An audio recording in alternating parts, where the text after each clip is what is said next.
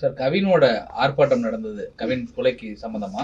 அதுல பேசுறப்ப திரு ஷியாம் கிருஷ்ணசாமி பேசினது வந்து தென் மாவட்டங்கள்ல இரு பிரிவினரிடையே மோதலை ஏற்படுத்தும் விதமா இருக்குன்னு ராமநாதபுரம் மாவட்ட காவல் கண்காணிப்பாளர்கிட்ட மனு கொடுத்திருக்காங்க அனைத்து இந்திய ஃபார்வர்ட் பிளாக். ஸோ இதுக்கு உங்க பதில் சார்?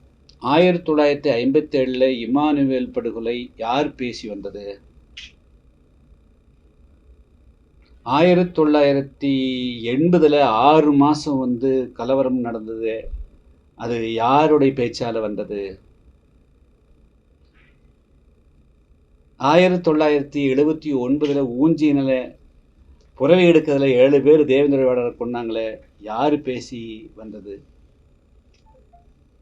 1989 போடி மீனாட்சி கரத்தில் 80 பேர் கொண்டாங்களே, யார் வந்தது?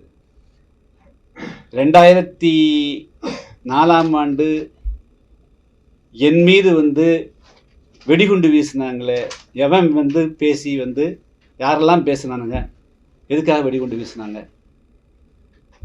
ஆச்சுங்களா? கவின் படுகொலையை தூண்டியவர்கள் யார்? முதல்ல இந்த மாதிரி காலி பையன்களெல்லாம் கைது பண்ணணும். இந்த சாதாரண இருக்கக்கூடியவர்களை இந்த தூண்டிவிடக்கூடியதே மறவர், ஆப்பநாடு மறவர் சங்கம், அதுபோன்று பல்வேறு அமைப்புகள் தான் தமிழ்நாட்டில் ஜாதியத்தை அந்த சாதாரண இருக்கக்கூடிய ஏழை எளிய மறவர் சமுதாயத்துடைய விவசாயிகளை கூட குற்றவாளிகளாகவும் கொலைகாரர்களாக ஆக்குறதும் இது போன்ற சில சங்கங்கள் தான்.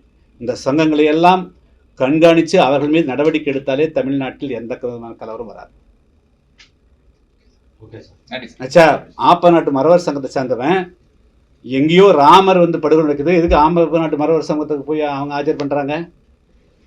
எதுக்காக இம்மானுவேல் சேகருடைய மணிமண்டம் கூட ஆப்பநாடு மறவர் சங்கத்துக்கு எதுக்கு ஆர்ப்பாட்டம் பண்ணுறாங்க? இவங்கெல்லாம் யாரு? மீண்டும் மீண்டும் அந்த சமுதாயத்தை குற்றப்பரம்பரை என்பதை நிரூபிப்பதை போல இது போன்ற சில காலி அமைப்புகள் செய்கிறார்கள். இவங்களைத்தான் வந்து காவல்துறை வந்து வேரோட பிடுங்கிறியணும். என்னடா டே, அங்கே நடந்திருக்கிற சம்பவத்துக்கு அதை கண்டிக்காமல் எதுக்கடா மனு கொடுக்குவாரு? இவனை பிடிச்சி உள்ள போடணும், இவங்களை தான் இந்த வழக்கில் சேர்க்கணும். நிறைய பேர் வந்து கவின் படுகொலையை வந்து ஆதரித்து வந்து போடுறான் சோசியல் மீடியாவில், அவங்களெல்லாம் இந்த வழக்கில் சேர்க்கணும். தமிழ்நாட்டில் வந்து அமைதியாக இருக்குது, யாரும் எல்லா சாதாரண இருக்கிற எல்லாரும் பண்ணுறதில்ல. இந்த மாதிரி சில சாதி வெறியர்கள் அந்த சமுதாயத்துக்குள் இருந்து அவர்கள் கூலிப்படையாக மாறுறாங்க. இத்தனை ஆயிரக்கணக்கான சம்பவம் நடந்துட்டு இருக்குது. எத்தனை, 1 2?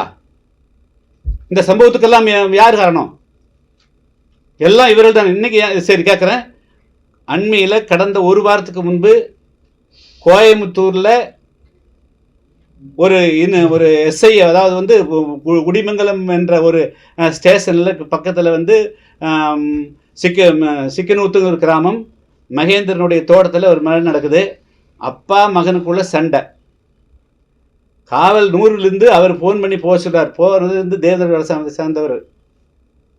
3 பேருக்கு சண்டையை விலக போனவரை 3 பேரும் சேர்ந்து கொள்கிறாங்க. 3 பேர் மறவர் சமுதாயம் சேர்ந்தவங்க. நீ தூண்டி விட்டியாரியே, அந்த சங்கத்துக்காக தூண்டி விட்டியாரியே. அப்போது தமிழ்நாட்டில் அதே போல் எண்ணற்ற பல்லடத்தை சுற்றி எண்ணற்ற கொலைகள் வந்து சாதாரண சாலையில் இருக்கிறவங்களெல்லாம் கொலை பண்ணுறாங்க. இதுக்கெல்லாம் யார் பின்னணி இருக்கிறது? இந்த அமைப்புகள் தான் காரணமாகுது. இந்த அமைப்புகள் வந்து இவர்கள் வந்து இந்த ஜாதியை வந்து சாதாரண விவசாயிகள் இருக்கக்கூடியவர்களும் மாணவர்களையும் இளைஞர்களையும் தூண்டி தூண்டி சாதி வெறியை உருவாக்கி அவர்களுக்கு அருவாளை கொடுக்கறதே இந்த மாதிரி அமைப்புகள் தான். எத்தனை தேவேந்திர அமைப்புகள் வந்து அருவாளை தூக்கி கொடுக்குறாங்க? எத்தனை பேர் தேவேந்திர கொள்ள போகிறாங்க? எத்தனை ஆதிராவிடர் பண்ணுறாங்க? எத்தனை யாதவ் பண்ணுறாங்க? அண்மையில் சேரன்மாதேவியில் ஒரு 10ஆம் கிளாஸ் பையன் வந்து ஒரு இன்ஸ்டாகிராம் போட்டதுக்காக வந்து அந்த யாதவ் பையனை போய் உடனடியாக அருவாளை வச்சுருந்து கொள்கிறான். இதெல்லாம் என்ன கேரக்டர்? இதெல்லாம் யார் வளர்க்குறதாரு? அதே போல் ஒரு பென்சில் தகராறு பாளையங்கோட்டையில், அது போய் வெட்டவன் வந்து மறவர் சமுதாயம் சேர்ந்துக்கிறான். இதுக்கெல்லாம் இவனுக்கு தான் காரணம். முதல்ல இந்த அமைப்புகள் அத்தனை பேரும் இவங்க எல்லாருமே கூலிப்படையும் இவர்கள் வந்து ஜாதி வெறி பிடிச்சவர்கள். இவங்களை வந்து பிடிச்சி உள்ளே போடணும். புகார் கொடுக்கறத உள்ளே பிடிச்சி போட்டிருக்கணும். இவர்கள் தான் ஜாதி பிரச்சனையை உருவாக்குறாங்க.